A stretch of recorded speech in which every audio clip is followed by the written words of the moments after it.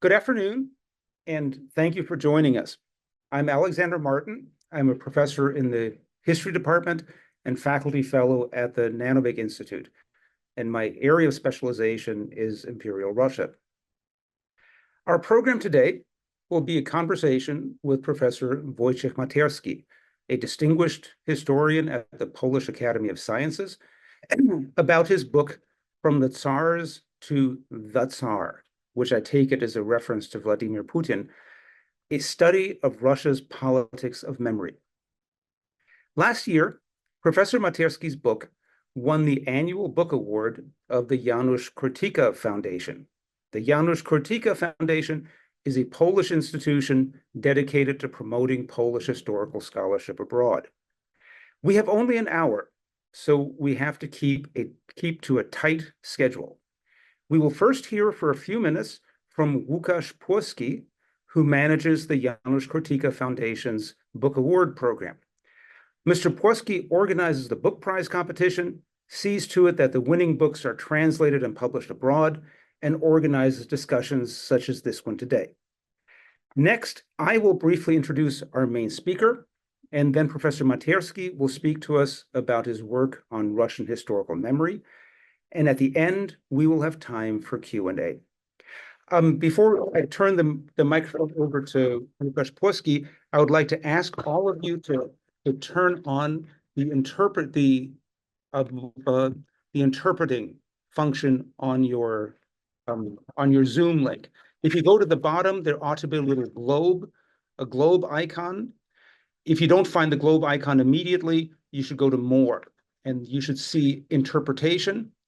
And under Interpretation, click English if you want English, or Polish if you want to hear Polish, and then click Mute Original Audio. So Interpretation, English, Mute Original Audio. And if you have difficulty with that, please send me a chat. And with that, I turn the microphone over to Łukasz Płoski.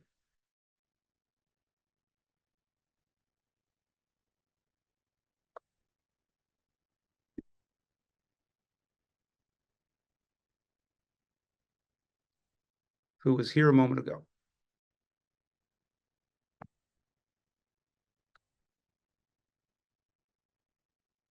Jestem. Łukasz, please go ahead. I'm here. Drodzy Państwo, witam serdecznie. Distinguished ladies and gentlemen, I welcome you most cordially on behalf of Janusz Kurtyka Foundation. It's my honor to present this project, yet I'll start from thanking very warmly Professor Martin for replying positively to our invitation, both to you, Professor, and to the whole team. It's all connected to Janusz Kurtyka Prize. That's absolutely most important project in our foundation, whose beginnings date back to 2016 and connect to an observation that our team did. We saw the value of Polish historiography on the one hand, and on the other hand, an absolutely unproportional to its recognizability abroad. Our diagnosis showed that the problem is low access to works in the Polish language. Polish historians dealing in the latest history focus on the Polish language, hardly ever write in foreign languages.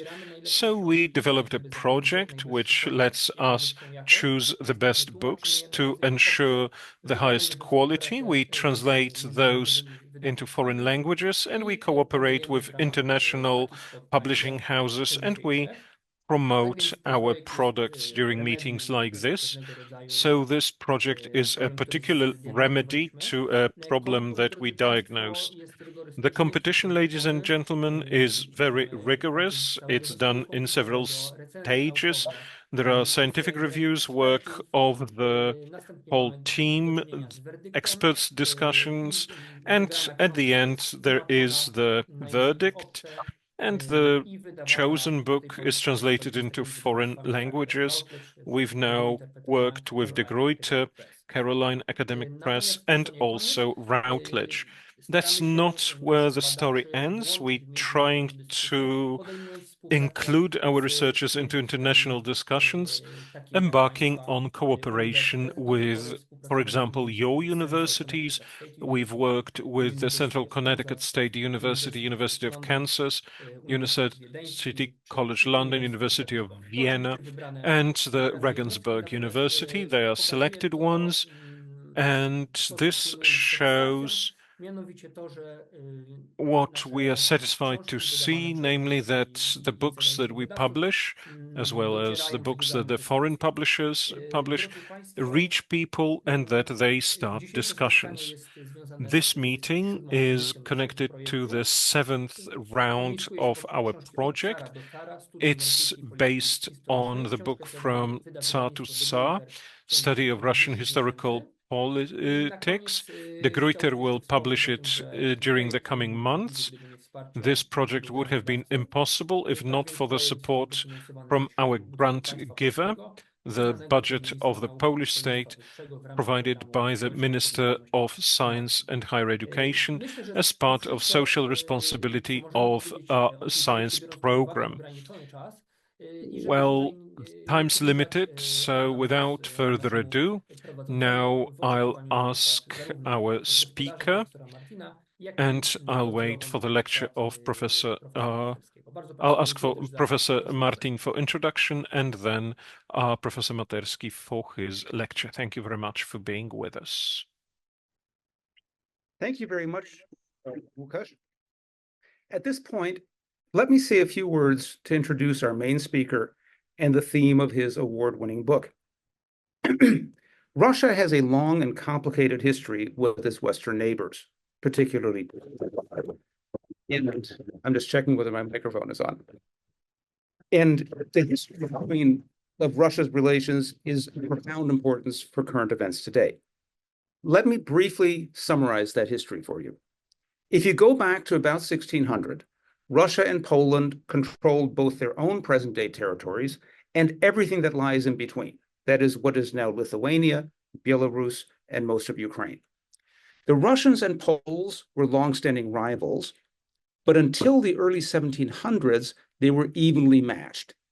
Then, in the early 1700s, Russia gained the upper hand, and at the end of the 18th century, Poland was carved up by its neighbors and vanished entirely from the map. Poland was restored only in the early 20th century after World War I, but then it came under Soviet domination after World War II and remained that way until the end of the Cold War and the breakup of the Soviet Union, after which Poland joined the European Union and NATO. This is a difficult history, and Poles and Russians today do not see it the same way. Poles generally see Russia as the country that stifled their independence in the 19th century and subjected them to communist tyranny in the 20th century. They want Russia to recognize that it was the oppressor and to acknowledge communist-era atrocities, especially the Soviet Union's complicity with Hitler in invading Poland and the Soviet massacre of thousands of Polish officers at Katyn in World War II. Many Russians see things differently. On the one hand, they feel that Poland historically, that is before 1700, was a dangerous enemy for Russia. And on the other hand, they see Russian and Soviet rule over Poland as having had many positive sides for the Poles. They also often deny the evidence about the Hitler-Stalin Pact and the Katyn massacre. In this Russian view, Poland is not a victim of Russian oppression, and Poland's joining the West after the Cold War was an act of unjustified hostility to Russia. These historical issues have gained dramatic new salience in Russia under the regime of Vladimir Putin. Putin and his supporters see present-day Russia as the heir to the Russian Empire and the Soviet Union, and as entitled to dominate the countries that were once part of the Soviet Union. To justify these claims, they downplay the crimes of the Soviet regime and present Russia as the innocent victim of foreign machinations. Whitewashing Russia's past thus serves the purpose of justifying Russian power in the present. No one is better positioned to explain these issues to us than Professor Wojciech Matersky. Professor Matersky, who will speak to us through an interpreter, is a leading specialist on Russian affairs. He has had a long and distinguished academic career.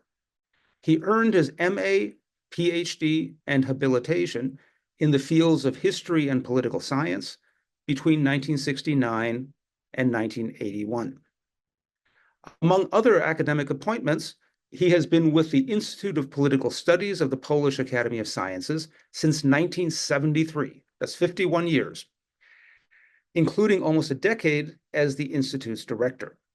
He is the author, co-author, or editor of over 30 books that were published in Poland, as well as in Belarus, the Czech Republic, Finland, Georgia, Germany, Great Britain, and Russia, as well as the United States.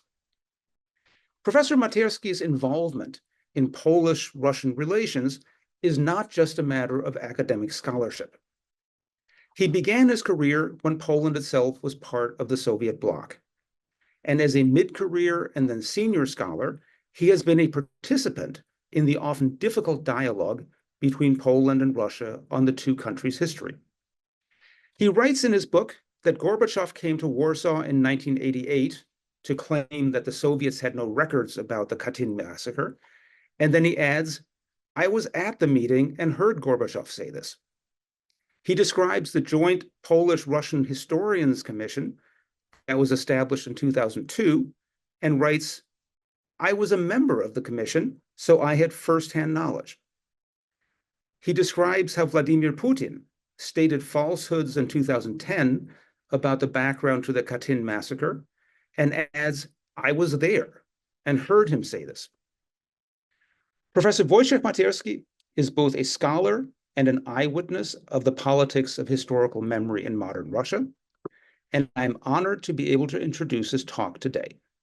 Professor Matersky, the microphone is yours.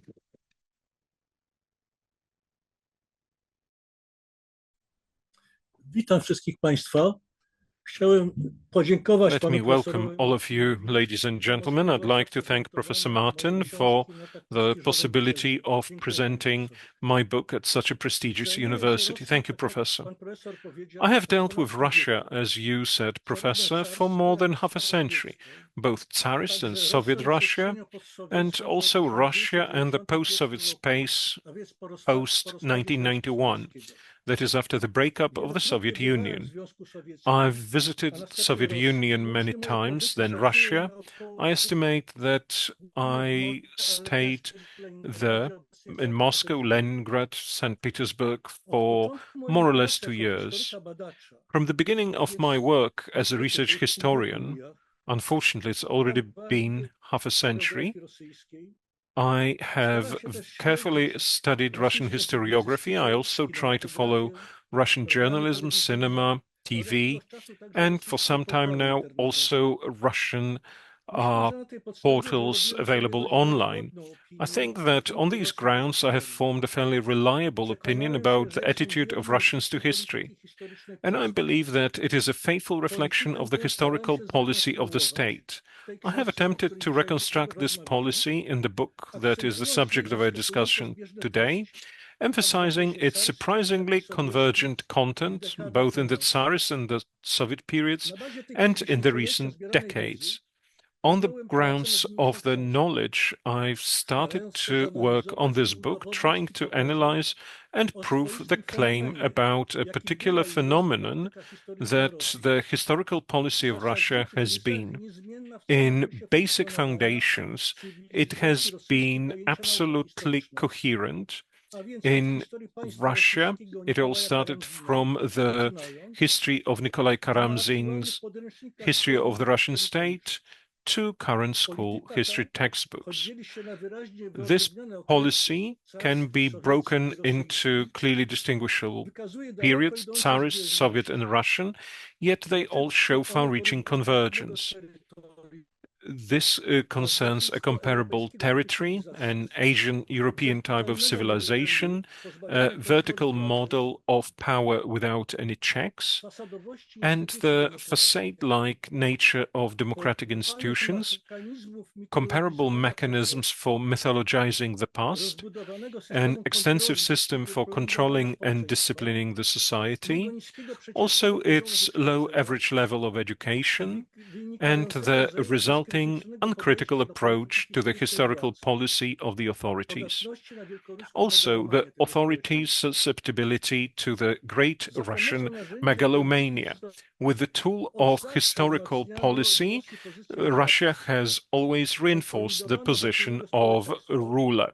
The society consolidated around it would be nearly defying that. That was clearly seen in the case of Lenin and Stalin, but also now with Putin being in the Red Square, in a kiosk with devotional stuff. I've seen Putin icons, you can buy them, and Russians eagerly buy them.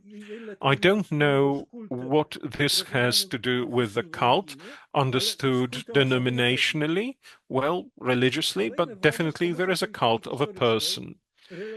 The successive governments used historical policy to relativize or erase their own mistakes and continued the stereotype of Russia being the nation destined to carry out a worldwide civilizing mission.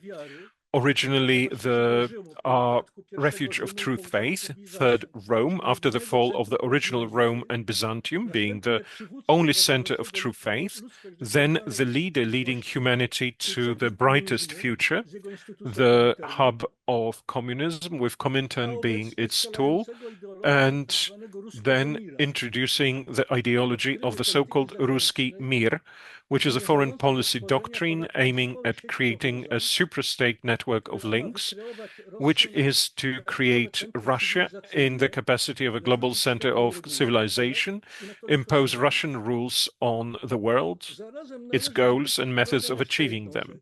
At the same time, we must pay attention to another feature common to all the periods of Russian and Soviet history. That is the subservience of domestic historians who practice not as much history, but historical policy imposed by the authorities.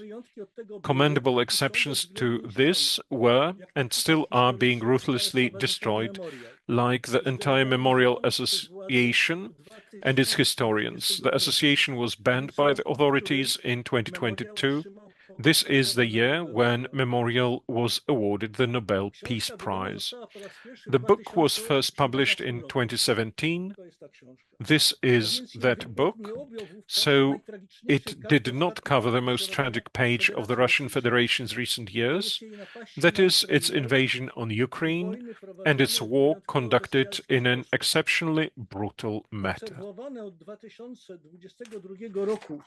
Legitymizowanie tej agresji w rosyjskiej polityce historycznej Since 2022, we have seen the attempts to legitimize this policy, and that is why we need to look the myth of Russia's historical mission created in Russian historical politics as its starting point. And this myth, on the basis of which Putin and his team justified such special military operations as the attack on Georgia, the takeover of Crimea in 2014, or diversions on the lands of so-called Novorossiya, that is eastern and southeastern Ukraine. Those are the regions of Lugansk and Donetsk, which morphed into a phase of full-scale aggression in February 2022. And in this book, I discuss in a chronological construction the main myths and dogmas of the Russian and Soviet historical policy, carrying out the thesis of the governments or the authorities' invariable use of this policy as a very effective tool for indoctrination of society. And I pay particular attention to the most recent times. That is the period from the election of Mikhail Gorbachev as Secretary General of the Communist Party of the Soviet Union to the present day, that is the decade of Boris Yeltsin and the successive terms of office of Vladimir Putin. These are, in my understanding, the watershed years when, after the failed Gorbachevian manipulation of the slogan of return to Leninism, new challenges faced Russian historical policy. Its previous landmarks or benchmarks collapsed. The Great Revolution of 1917 became a coup. Popular rule turned into a dictatorship of the party over society. Collectivization became a string of crimes against the country folk. Industrialization turned into building a colossus on legs of clay, and Lenin and Stalin turned into criminals on a grand scale. As a consequence, the central, overwhelmingly dominant place in Russian historical politics of recent decades has been taken by the subject of World War II. Based on selectively treated episodes of it, or rather events of the second phase of the war, that is the period 1941 to 1945, defined by the Russians as the Great Patriotic War, which is actually a reference to the Napoleonic campaign of 1812. And that is why they created the name of the Great Patriotic War, so as to create an association with the Napoleonic campaign. And so this is how they started the myth of the heroic Soviet Union. And this myth continues to be expanded. The Soviets as the great victor, the power that won peace for the world. And that was the main force of the fascist, anti-fascist coalition and the architect of the post-war peace order. Victory in the war, in the understanding in the period 1941 to 1945 is the main and in fact the only basis for Putin's historical identification of Russia with the events of the 20th century. This is a fundamental factor, uniting, on the basis of historical references, its very much diverse society. And no shadow can fall on this myth. Hence the omission, or sometimes if someone is having qualms about it, then at least minimization in official speeches and propaganda of the theme of Soviet-Nazi collusion, or the co-responsibility for what happened in September 1939, that is the enslavement of Poland and the Baltic states. This is when the NKVD conspired with the SS, that is Gestapo, and that unleashed invasion of Finland, that also led to the Katyn massacre that Professor Martin spoke about, that is the secretive murder of 22,000 Polish prisoners or foreign prisoners. It also led to mass deportations, the gigantic scale of the Red Army's marauding in the final period of the World War. And at the same time, the truth about the first period of the war, that is the month of disastrous defeats, is omitted, falsifying their real causes, hiding them behind the historians' long discredited thesis about allegedly Stalin's supposed complete surprise at the German attack, about the gross disproportion to the Red Army's disadvantage in modern military equipment, especially armored weapons and aviation. So, Niekryć, in his book 1941, wrote about it. So, in building a historical identity on the myth of victory in the Great Patriotic War, they keep facing a problem of how to place the personality of Stalin. Marginalization of Stalin, proposed at the time by Nikita Khrushchev, met the public resistance, and it was at odds with Stalin's enduring popularity in Russian society, which was irrational to outsiders and still persisted despite this post-1990 revelation of archival documents showing him to be a pathological criminal.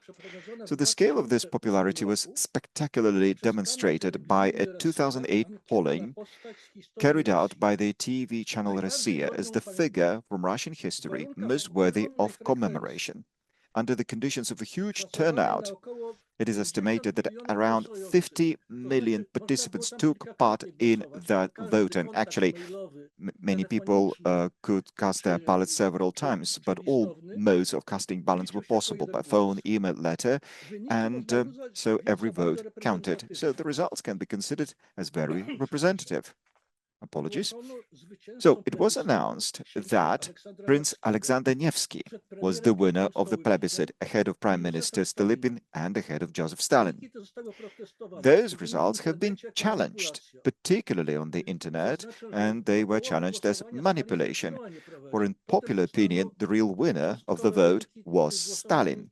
So the chairman of the jury, the well-known director, actually warning of this possibility, and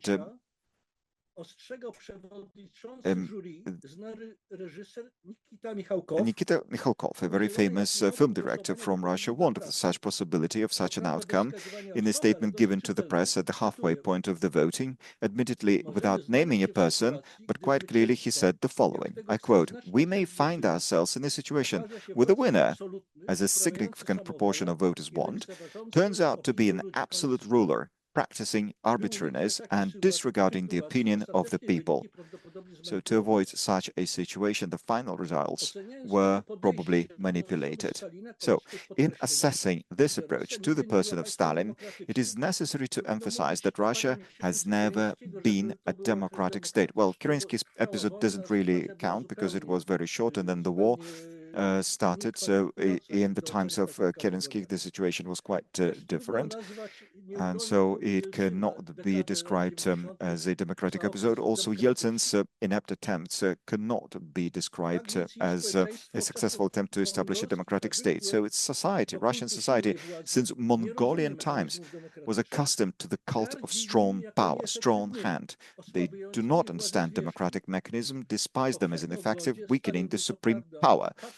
In the popular view, Stalin was admittedly the nation's hangman, executioner, but at the same time, he was the personality of global proportions who ensured the Soviets' victory in the Great Patriotic War and then a leading voice in the organization of the world afterwards. Such treatment of Stalin is in keeping with the approach characteristics of this cultural milieu, that the end justifies the means.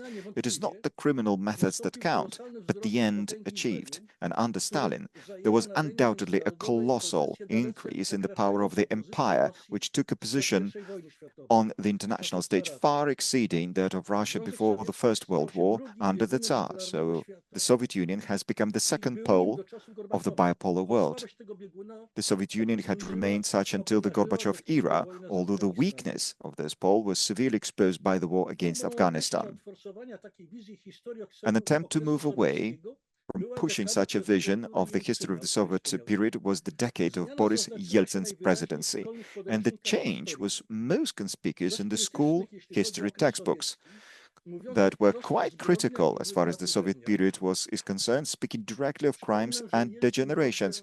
Let me recall that Yeltsin even made an attempt to delegalize the Communist Party, that is the Bolshevik Party, and he made an attempt for the courts to adjudicate that it was a criminal organization, though this attempt failed. So the resistance was too much and he failed with this attempt. So with the rise to power of Vladimir Putin, the line of criticism of the Soviet past began to be rapidly abandoned. So the so-called need to look at history in a positive way, that is to overlook the shadows and look for the positives, has been imposed on education. A notable example of this was the trial of Mr. Vladimir Luzgin, a teacher of history from Perm. He was sentenced to a hefty fine by the court for saying that the Molotov-Ribbentrop Pact of the 23rd of August 1939 facilitated Hitler's launch of the World War II. This court judgment was upheld by the Supreme Court because Mr. Luzgin appealed against it, but then the Supreme Court upheld the first instance court decision, rejecting the argument that such a thesis is contained in history textbooks published in the 1990s, from which Mr. Luzgin learned history. And its justification, the court ruled that Mr. Luzgin had apparently been learning without thinking, as he should have understood that, thanks to the pact, Hitler had a much further distance to Moscow in June 1941, allowing the Soviet Union to stage resistance and launch a counteroffensive.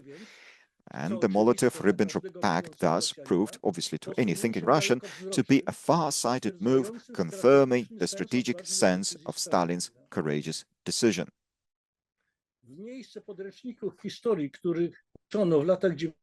Well, the history textbooks were replaced after 2000 by new ones containing positive historical knowledge. And their symbol, as it were, is Alexander Filipov's textbook, still in use today, by the way, permeated by nostalgia for Soviet world domination. In it, one can read that Stalin was a great leader.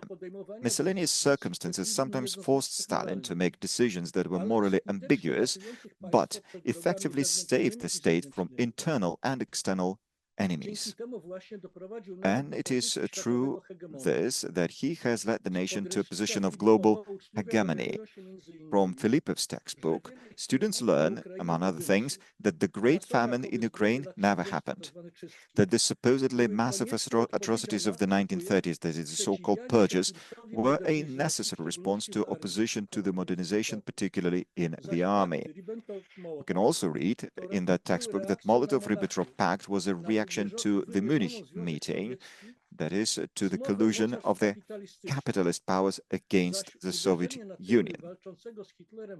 Then the strike against the rear of the Polish army already fighting Hitler in September 1939 was in fact a humanitarian action aimed at defending the Belarusians and Ukrainians living in the eastern Polish territories deceitfully seized in 1921 under the Riga Treaty, that is the peace treaty between Poland and Russia.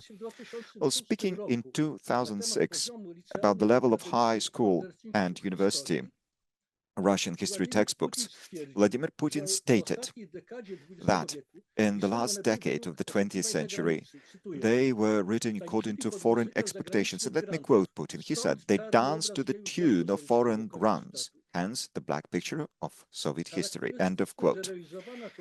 Characteristically, Putin's post-2000 new formula of patriotism, of a sense of national state pride, is based not on ideological, but on superpower references, that is nostalgia for the strong state that the world was and still should be afraid of. He was correct in looking for a replacement for the integrating or disciplining of society during the Soviet period of communism, seeing it in Russian nationalism and imperial nostalgia. So he was quite correct in picking those two to discipline the society, and he found widespread approval as evidenced by successive Putin popularity rankings, including those run by fairly independent institutions such as the Levada Center. Unfortunately, the Levada Center was shut down in 2016. But even if we look at the ratings, we still see that the level of approval of Putin has consistently been very, very high. So it seems that even the colossal scale of the victims of the aggression against Ukraine, presented not as a war, but as a special military operation, has only slightly reduced this public approval for the new Tsar. And just a few more words about Poland's place in current Russian historical policy. As Professor Martin said in his introduction, he mentioned the 19th century, and he is absolutely right. The permanently bad relations between Warsaw and Moscow are also the result of Polish efforts to oppose Russian historical policy. Thus, Poland has been challenging, among other things, the foundation of the Russian historical policy, that is the myth of the Soviet Union as invariably a champion of peace, and the idealized image of the Soviet soldier as an altruistic liberator of Poland and Central Europe. And a particular area of conflict is Moscow's continued undermining of the or questioning of the perpetration of the Katyn massacre, even though it officially admitted it as early as in 1990. And these are the issues I highlighted most in the book. In general, Poland is painted exclusively with black colors in Russian historical policy, invariably described as a traitor to the Slav world, which is particularly true of the 19th century when, by instigating anti-Russian uprisings, we thereby supposedly bit the hand extended to us with a civilizing mission. So to summarize, historical politics has always played an important role in Russia. It is a tool for consolidating or stabilizing power, distracting the public opinion from its errors and omissions, creating a cult of the ruler, that is the Tsar, then party secretary general, now president. It is a tool for depreciating political competitors in the domestic and international arena, reinforcing the obsession with a constant external threat. Russian historical policy, throughout the period I have analyzed, has been far removed from historical reality. Nonetheless, it has been and continues to be highly effective in relation to its own population, and the result is a common knowledge of the history of the Russian state manipulated by the changing authorities. So this knowledge surprisingly influences both the so-called rank-and-file Russians and those in academic circles, among whom I was most often working. That is, it's effective also with regard to people who work at the Academy of Sciences in Moscow and Leningrad universities. So their understanding of their homeland's history is eclectic, full of megalomania on the one hand, and a peripheral complex on the other, and includes the cult of Nikolai II or Prime Minister Stolypin, as well as Lenin or Stalin and now Putin. So my interlocutors, regardless of their education level and social standing, frequently used stereotypes. Either they spoke in terms of messianism, that is, religious messianism in the Tsarist period, class messianism in the communist days, and civilizational messianism as far as the recent decades are concerned. Or they also used the stereotype of a besieged fortress and widespread anti-Russian intrigues. And they were saying that attacking Georgia or taking Transnistria or operation against Ukraine, they say that those are preventive measures because Georgia, Moldova, and Ukraine were getting ready to attack Russia.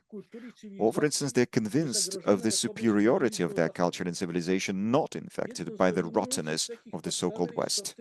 And one of the dominant features of their attitude is the imperial optics, the ever-present belief in Russia's right to all the lands it has ever controlled. And this is the origin of such popular sayings in the Russian society, such as, if you ask, where are the historical frontiers or boundaries of the Russian ethnical group? And they would answer, wherever a Russian soldier has set his foot. Or another question, with whom, historically speaking, should Russia border? And the answer would be, with whomever Russia pleases. By the way, Putin was the first one to use this phrase. So, yes, you might find this laughable, ridiculous, but this approach to these issues by most Russians is not dissimilar from the above-mentioned statements. So I believe that exposing the falsities of Russian historical policy is important. It allows an objective assessment of the threats posed by Russia to the security of not only of its neighbors, but on a much wider scale. And I'm therefore very happy that my book is being published in English and German languages, enabling it to have a much wider appeal. Thank you very much for your kind attention. Professor Matierski, thank you very, very much for this tremendously interesting presentation. And on my personal behalf, thank you very much for your interesting book, which I had the chance to read over the summer in preparation for this event. We now have about 20 minutes for question and answer. I just want to explain how this is going to work. I cannot see the attendees on my video screen, right? The only people I see all I see on my video screen is myself and Professor Matersky and the participants from the Kurtyki Foundation. So if you would like to ask a question, and I very much encourage you to ask questions, if you'd like to ask a question, please use the raised hand function on your Zoom screen. And then Łukasz Płoski from the Kurtyki Foundation will give you the floor, and then you will appear on our video screens.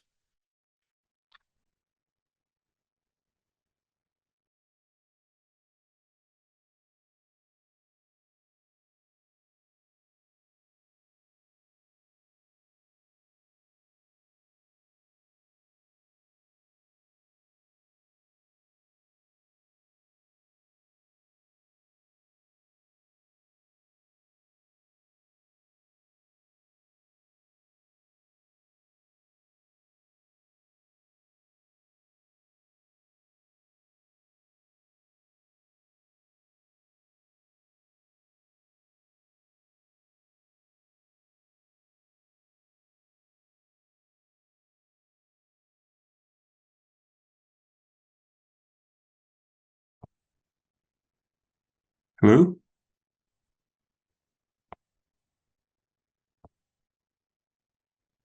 Can you hear me?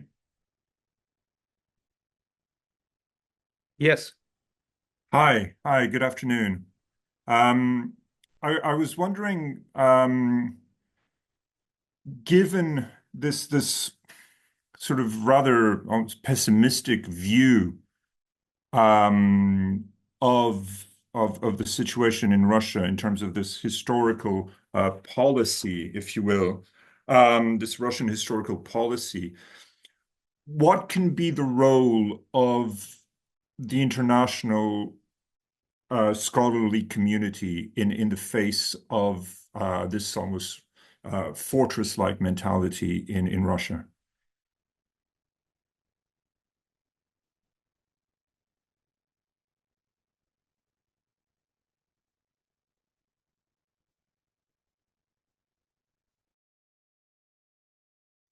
Czy mam odpowiadać awista? Should I answer immediately? Yes, please. Oh, excuse me. And once you're finished asking your question, please remove the raised hand icon.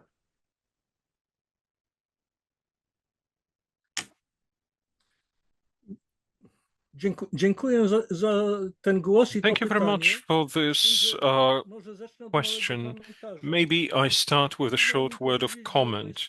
It's hard for me to say that it's hard for me to agree that this is a pessimistic approach. Perhaps the conclusions are, but well, the approach was realistic and the conclusions are very strongly motivated. I didn't have a pessimistic outlook. I just wanted to reconstruct as credibly as possible this policy. And that the picture is pessimistic, well, that's the result. It's very important what you were asking about, whether some role can be played by the international milieu of historians. They perhaps may, but it's going to be highly limited. Why? Because in a system that currently functions in Russia, they won't make it to that. When we speak of the academics, certainly here knowledge is an entirely different level, but it's not public publications or any other public way of expressing themselves. For many years, I participated in a group with many Russian academics present. We actually agreed in most of the hardest issues. The results of those works were published as a sumptuous book translated also into English, published in the US, white spots, black spots, an outline of very difficult relations between Poland and Soviets. We agreed that it is absolutely beyond any discussion that the Katyn massacre was responsibility of the Soviet Union. In Russia, this book is not distributed, but in Kremlin, in the book kiosk and main bookshops of Moscow, you can find books by Ilyukhin and Yelena Yakovleva, who question that Russians were those who caused it. It's rather Germans. Nobody withdraws those books. They are there.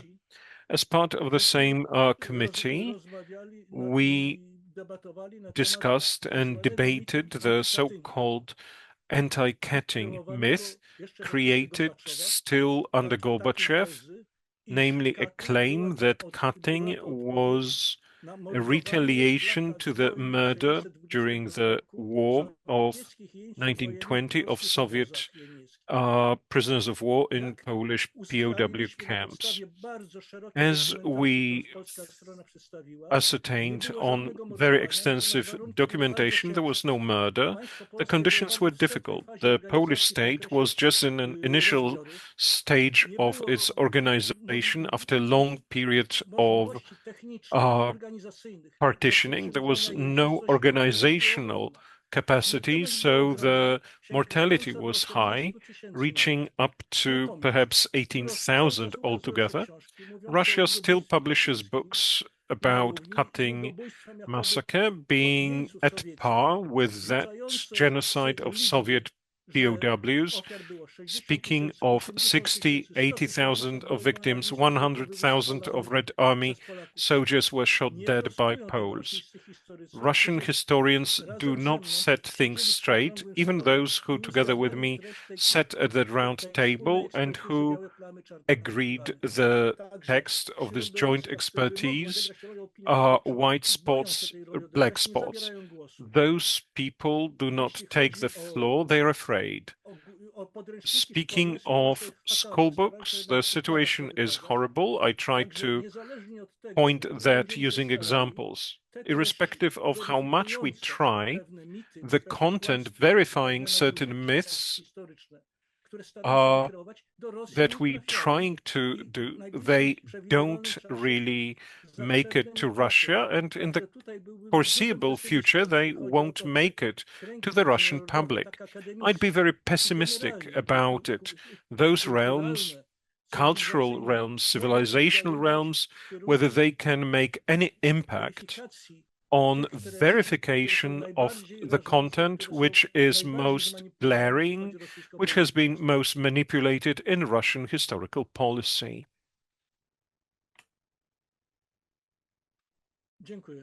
Thank you.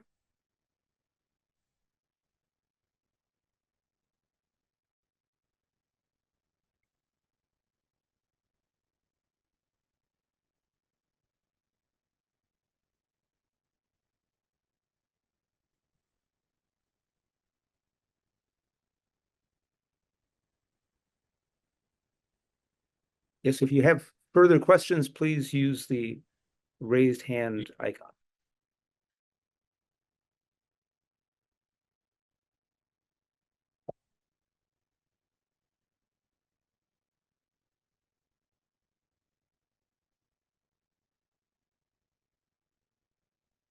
Well, otherwise, Professor Maciejewski, while we wait to see who else might have questions, there's a question that occurred to me that I would be interested in. That is, you dealt with, I imagine, with your Russian counterparts, both in the Soviet period and then in the 90s and then under Putin.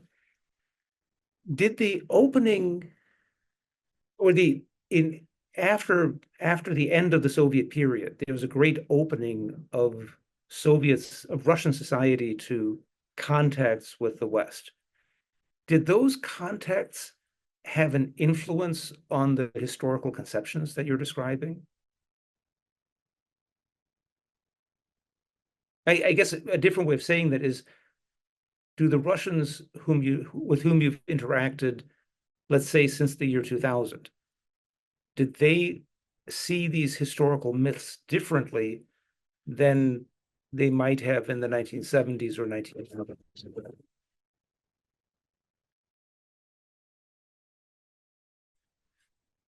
Dziękuję, panie profesorze, za pytanie.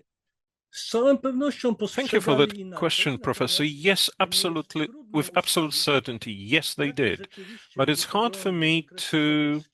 define Ja what uważam, their że views przecież were nie in the ukrywano, Soviet jeśli były days, jakieś because if wątpliwości they had co do any doubts, they generalnej, definitely were very co do generalnej particular interpretacji about never historii. revealing them. Ja, tak jak I mówię, mean here the general głównie interpretation of obracałem history. się w środowiskach I akademickich mostly i met zajmowałem się periodem academics and I dwudziestoletnim mostly dealt które się with the trudno 2 decades porozumiewało. between the Ale two żeśmy world się wars. It porozumiewali was very hard do tego to stopnia, że nawet w niektórych get some common trudnych understanding, sprawach, but we managed takich to jak put wymiana some więźniów information through, even politycznych między questions that concerned II exchange of Rzeczpospolitą a political Sowietami, prisoners between the Second Republic of doszło Poland and Soviets. do tego, że mogłem na ten temat Well, I wygłosić wykład could w Moskwie, potem finally even powtórzony lecture w on that in Sankt Moscow. Petersburgu.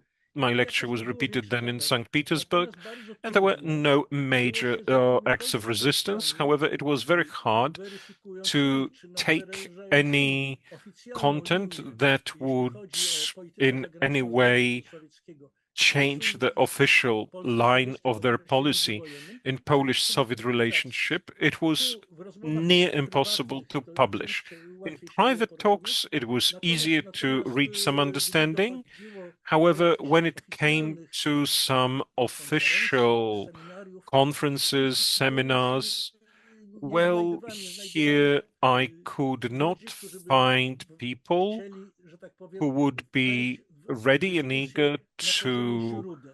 Raczej to były discuss it at the dyskusje na level of poziomie tez, które sources.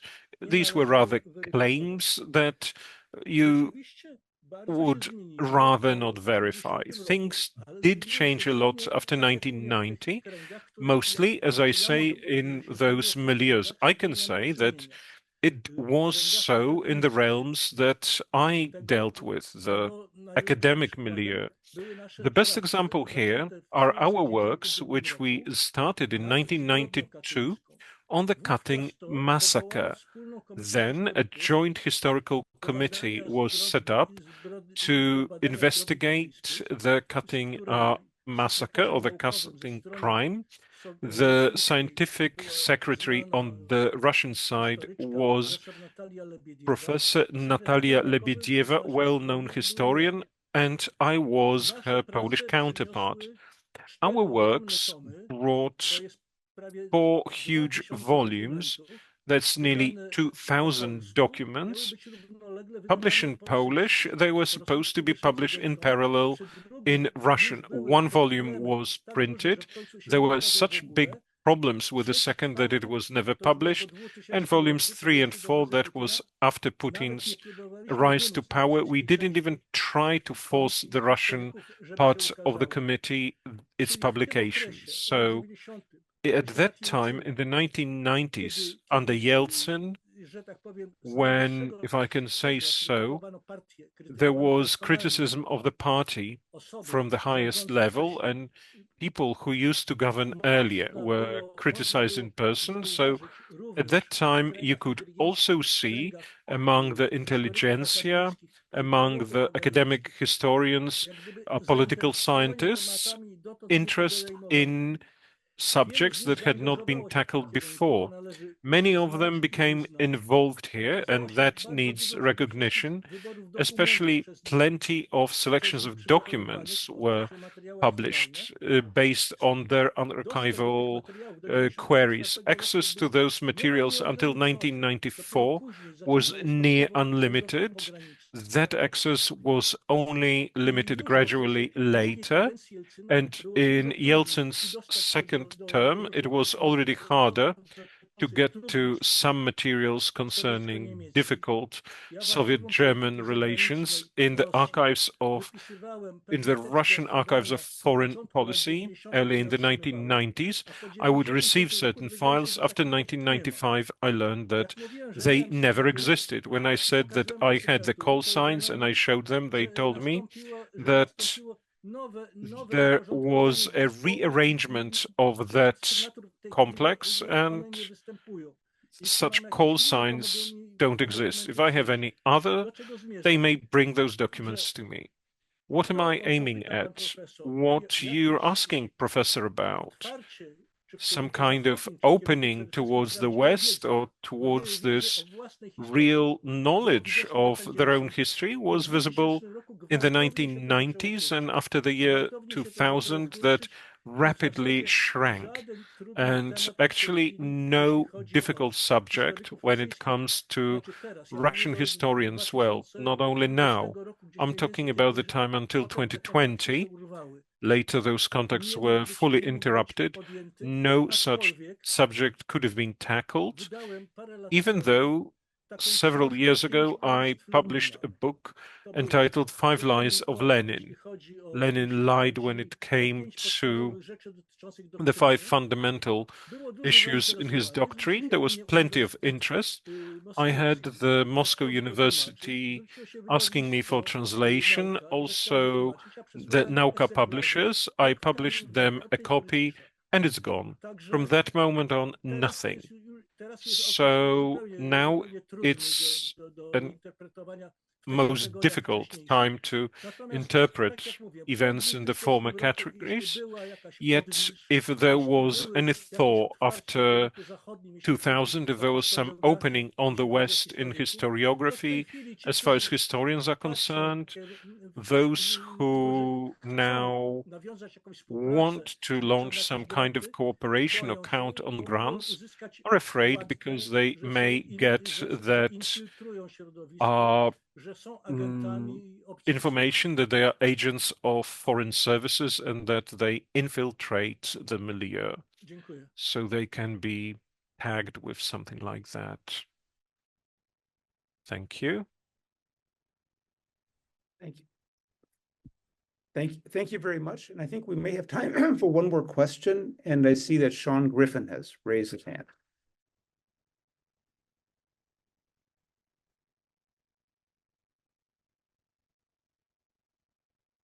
Can you hear me? Yes. All right. Hi. Thanks so much for a wonderful talk. My question is, how do you explain the continuity of these politics of memory? I was teaching Eisenstein's famous film Ivan Grozny, Ivan the Terrible, to my students yesterday. And what struck me is that Eisenstein's depiction of Poland, of course, in the beginning of part 2, as well as a lot of Tsar Ivan's messaging about the West, it could have been taken almost line for line about what Putin and his regime have been saying about Kollektivny Zapad, the collective West, for the last few years, and especially since the full-scale invasion. And I know that these narratives go back much, much further. So how do you explain how these narrative paradigms or how this historical mythology is transmitted from generation to generation? Why does it seem to stay so stable? That's my question. And I should just say briefly, we do not have much time, unfortunately. So Professor Matierski, if I could ask you to answer this question in a concise way, that would be nice, because we technically are supposed to end after 1 hour.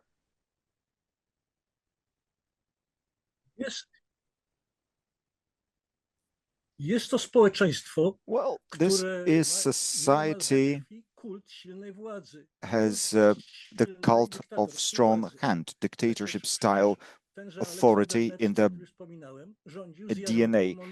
Aleksander Nievsky, for instance, whom I mentioned, he was in the time in the aftermath of the Mongolian raids, but the Mongolian raids were about strong power, strong hands. This is something that can safeguard survival for the nation, can safeguard the future for the nation. So that is the continuation of that. Then Peter the Great, Peter the First, he pronounced himself as an emperor, but the same was happening later on, and the same was happening later on in the Soviet period, and the same is happening right now. So it's strong man, strong hand, strong authority, and this is the signal which is legible and clearly understood by rank and file Russian who do not understand the democratic mechanisms. They cannot comprehend that some decisions may actually be taken within the framework of a parliamentary decision. No, the ruler, it must be a strong person, because only the strong ruler shall safeguard our security in future.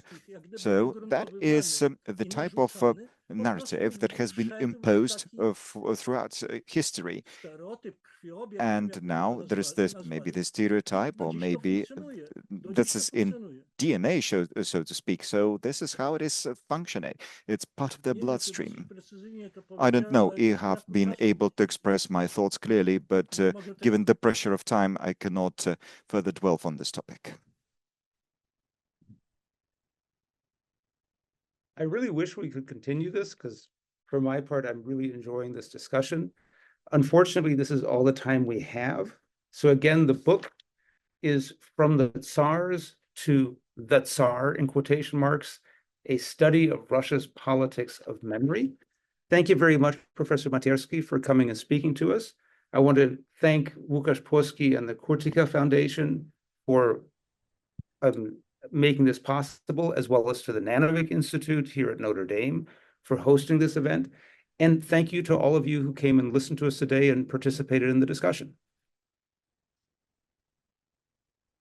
Bardzo dziękuję, panie profesorze, za tak znakomite Thank you, prowadzenie. Professor, for wonderful moderation. Thank you. Dziękujemy bardzo. Do widzenia. Thank you very much, and goodbye.